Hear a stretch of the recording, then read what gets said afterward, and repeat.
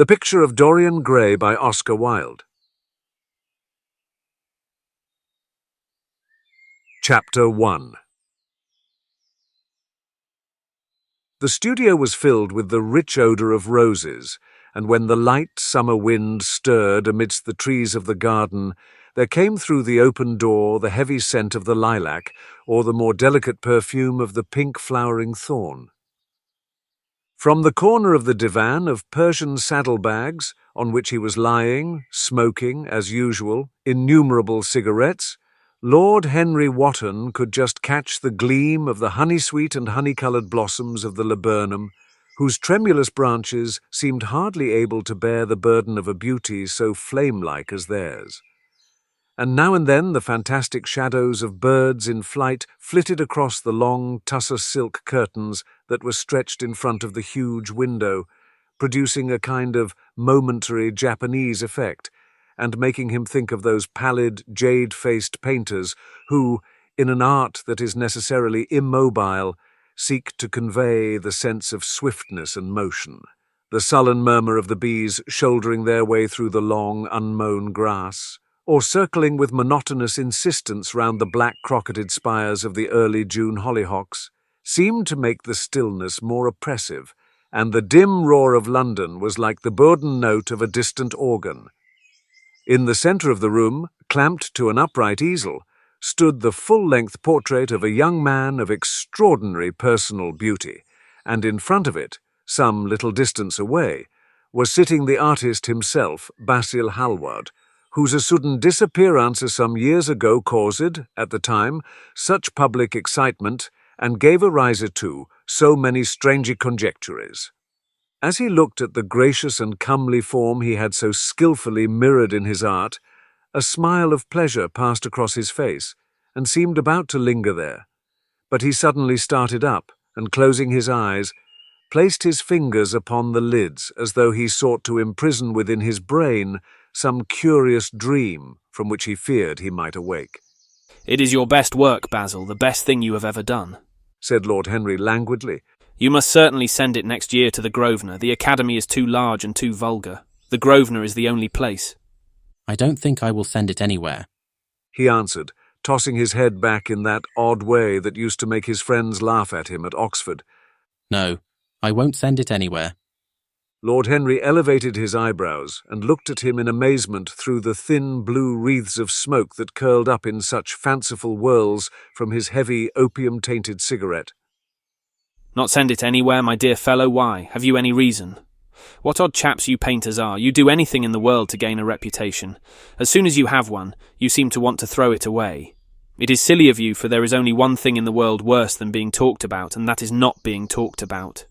A portrait like this would set you far above all the young men in England, and make the old men quite jealous, if old men are ever capable of any emotion." "I know you will laugh at me," he replied, "but I really can't exhibit it. I have put too much of myself into it." Lord Henry stretched his long legs out on the divan and shook with laughter.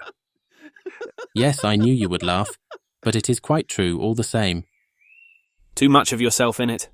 Upon my word, Basil, I didn't know you were so vain.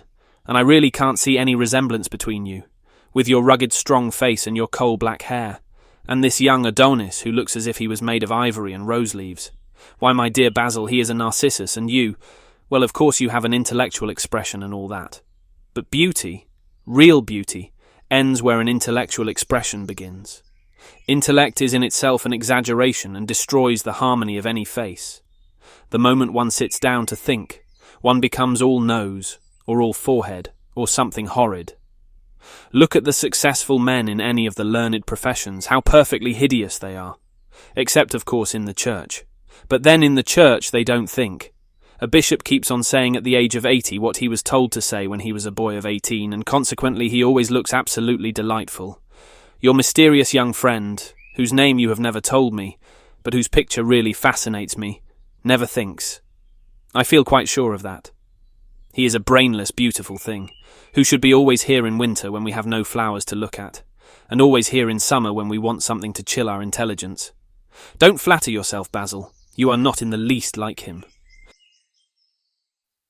"You don't understand me, Harry. Of course I am not like him. I know that perfectly well. Indeed, I should be sorry to look like him. You shrug your shoulders? I am telling you the truth. There is a fatality about all physical and intellectual distinction, the sort of fatality that seems to dog through history the faltering steps of kings. It is better not to be different from one's fellows.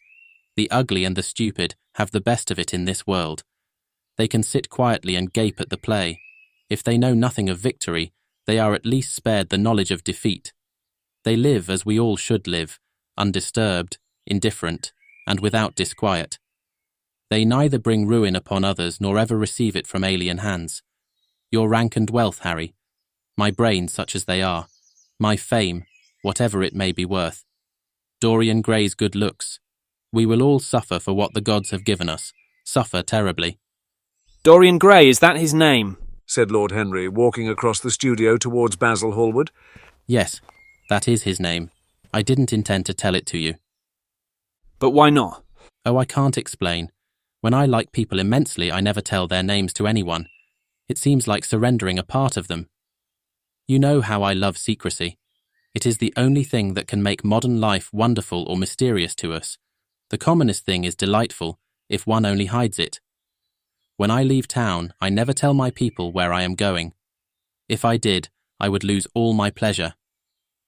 It is a silly habit, I dare say, but somehow it seems to bring a great deal of romance into one's life. I suppose you think me awfully foolish about it. Not at all, answered Lord Henry, laying his hand upon his shoulder. Not at all, my dear Basil. You seem to forget that I am married, and the one charm of marriage is that it makes a life of deception necessary for both parties. I never know where my wife is, and my wife never knows what I am doing. When we meet, we do meet occasionally, when we dine out together, or go down to the Duke's. We tell each other the most absurd stories with the most serious faces. My wife is very good at it, much better, in fact, than I am. She never gets confused over her dates, and I always do. But when she does find me out, she makes no row at all. I sometimes wish she would, but she merely laughs at me. I hate the way you talk about your married life, Harry, said Basil Hallward, shaking his hand off and strolling towards the door that led into the garden. I believe that you are really a very good husband, but that you are thoroughly ashamed of your own virtues. You are an extraordinary fellow. You never say a moral thing, and you never do a wrong thing. Your cynicism is simply a pose. Being natural is simply a pose, and the most irritating pose I know, cried Lord Henry, laughing, and the two young men went out into the garden together, and for a time they did not speak. After a long pause, Lord Henry pulled out his watch. I am afraid I must be going, Basil, he murmured, and before I go, I insist on your answering a question I put to you some time ago. What is that? asked Basil Hallward, keeping his eyes fixed on the ground. You know quite well. I do not, Harry. Well, I will tell you what it is, you know. Please don't. I must. I want you to explain to me why you won't exhibit Dorian Gray's picture. I want the real reason. I told you the real reason. No, you did not. You said it was because there was too much of yourself in it. Now that is childish. Harry, said Basil Hallward, looking him straight in the face, every portrait that is painted with feeling is a portrait of the artist, not of the sitter. The sitter is merely the accident, the occasion. It is not he who is revealed by the painter. It is rather the painter who, on the coloured canvas, reveals himself. The reason I will not exhibit this picture is that I am afraid that I have shown with it the secret of my own soul. Lord Harry laughed. And what is that? He asked.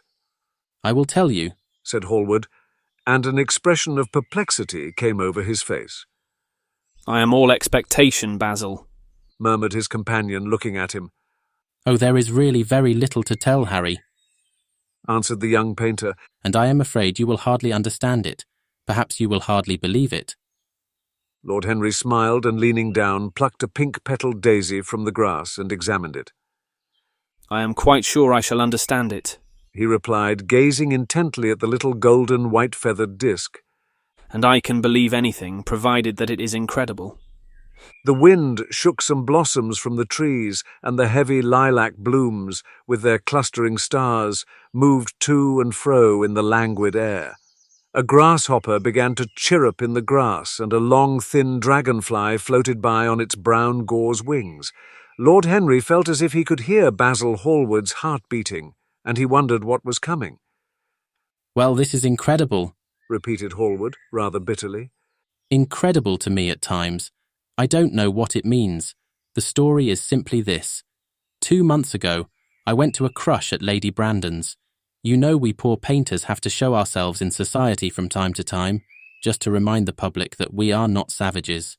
With an evening coat and a white tie, as you told me once, anybody, even a stockbroker, can gain a reputation for being civilized. Well, after I had been in the room about 10 minutes, talking to huge overdressed dowagers and tedious academicians, I suddenly became conscious that someone was looking at me. I turned halfway round and saw Dorian Gray for the first time. When our eyes met, I felt that I was growing pale. A curious instinct of terror came over me. I knew that I had come face to face with someone whose mere personality was so fascinating that, if I allowed it to do so, it would absorb my whole nature, my whole soul, my very art itself. I did not want any external influence in my life. You know yourself, Harry, how independent I am by nature. My father destined me for the army. I insisted on going to Oxford. Then he made me enter my name at the Middle Temple. Before I had eaten 6 dinners, I gave up the bar and announced my intention of becoming a painter. I have always been my own master. Had at least always been so till I met Dorian Gray. Then, but I don't know how to explain it to you, something seemed to tell me that I was on the verge of a terrible crisis in my life. I had a strange feeling that fate had in store for me exquisite joys and exquisite sorrows. I knew that if I spoke to Dorian, I would become absolutely devoted to him, and that I ought not to speak to him. I grew afraid and turned to quit the room. It was not conscience that made me do so, it was cowardice. I take no credit to myself for trying to escape. Conscience and cowardice are really the same things, Basil. Conscience is the trade name of the firm. That is all. I don't believe that, Harry. However, whatever was my motive, and it may have been pride, for I used to be very proud, I certainly struggled to the door. There, of course, I stumbled against Lady Brandon. "You're not going to run away so soon, Mr. Hallward," she screamed out. You know her shrill, horrid voice? Yes, she is a peacock in everything but beauty, said Lord Henry, pulling the daisy to bits with his long, nervous fingers. I could not get rid of her. She brought me up to royalties, and people with stars and garters, and elderly ladies with gigantic tiaras and hooked noses. She spoke of me as her dearest friend. I had only met her once before, but she took it into her head to lionize me. I believe some picture of mine had made a great success at the time, at least had been chattered about in the penny newspapers, which is the 19th century standard of immortality. Suddenly, I found myself face to face with the young man whose personality had so strangely stirred me. We were quite close, almost touching. Our eyes met again. It was mad of me, but I asked Lady Brandon to introduce me to him. Perhaps it was not so mad after all. It was simply inevitable. We would have spoken to each other without any introduction. I am sure of that. Dorian told me so afterwards. He too felt that we were destined to know each other. And how did Lady Brandon describe this wonderful young man? I know she goes in for giving a rapid précis of all her guests. I remember her bringing me up to a most truculent and red-faced old gentleman covered all over with orders and ribbons and hissing into my ear, in a tragic whisper which must have been perfectly audible to everybody in the room, something like, "Sir Humpty Dumpty, you know, Afghan frontier, Russian intrigues, very successful man, wife killed by an elephant, quite inconsolable, wants to marry a beautiful American widow. Everybody does nowadays. Hates Mr. Gladstone, but very much interested in beetles. Ask him what he thinks of Skuvalov." I simply fled. I like to find out people for myself. But poor Lady Brandon treats her guests exactly as an auctioneer treats his goods. She either explains them entirely away, or tells one everything about them except what one wants to know. But what did she say about Mr. Dorian Gray? "Oh," she murmured. "Charming boy, poor dear mother and I, quite inseparable, engaged to be married to the same man. I mean married on the same day. How very silly of me. Quite forget what he does. Afraid he doesn't do anything. Oh yes, plays the piano, or is it the violin, dear Mr. Gray?" We could neither of us help laughing. and we became friends at once. Laughter is not a bad beginning for a friendship, and it is the best ending for one, said Lord Henry, plucking another daisy. Hallward buried his face in his hands. You don't understand what friendship is, Harry, he murmured. Or what enmity is, for that matter. You like everyone, that is to say, you are indifferent to everyone. How horribly unjust of you, cried Lord Henry, tilting his hat back and looking up at the little clouds that were drifting across the hollowed turquoise of the summer sky, like ravelled skeins of glossy white silk. Yes, horribly unjust of you. I make a great difference between people. I choose my friends for their good looks, my acquaintances for their characters, and my enemies for their brains. A man can't be too careful in the choice of his enemies. I have not got one who is a fool. They are all men of some intellectual power, and consequently they all appreciate me. Is that very vain of me? I think it is rather vain. I should think it was, Harry, but according to your category, I must be merely an acquaintance. My dear old Basil, you are much more than an acquaintance. And much less than a friend. A sort of brother, I suppose. Oh, brothers, I don't care for brothers. My elder brother won't die, and my younger brothers seem never to do anything else. Harry! My dear fellow, I am not quite serious, but I can't help detesting my relations. I suppose it comes from the fact that we can't stand other people having the same faults as ourselves. I quite sympathise with the rage of the English democracy against what they call the vices of the upper classes. They feel that drunkenness, stupidity, and immorality should be their own special property, and that if any one of us makes an ass of himself, he is poaching on their preserves. When poor Southwark got into the divorce court, their indignation was quite magnificent. And yet I don't suppose that 10% of the lower orders live correctly. I don't agree with a single word that you have said, and what is more, Harry, I don't believe you do either. Lord Henry stroked his pointed brown beard and tapped the toe of his patent leather boot with a tasselled Malacca cane. How English you are, Basil. If one puts forward an idea to a real Englishman, always a rash thing to do, he never dreams of considering whether the idea is right or wrong. The only thing he considers of any importance is whether one believes it oneself. Now, the value of an idea has nothing whatsoever to do with the sincerity of the man who expresses it. Indeed, the probabilities are that the more insincere the man is, the more purely intellectual will the idea be. As in that case, it will not be coloured by either his wants, his desires, or his prejudices. However, I don't propose to discuss politics, sociology, or metaphysics with you. I like persons better than principles. Tell me more about Dorian Gray. How often do you see him? Every day.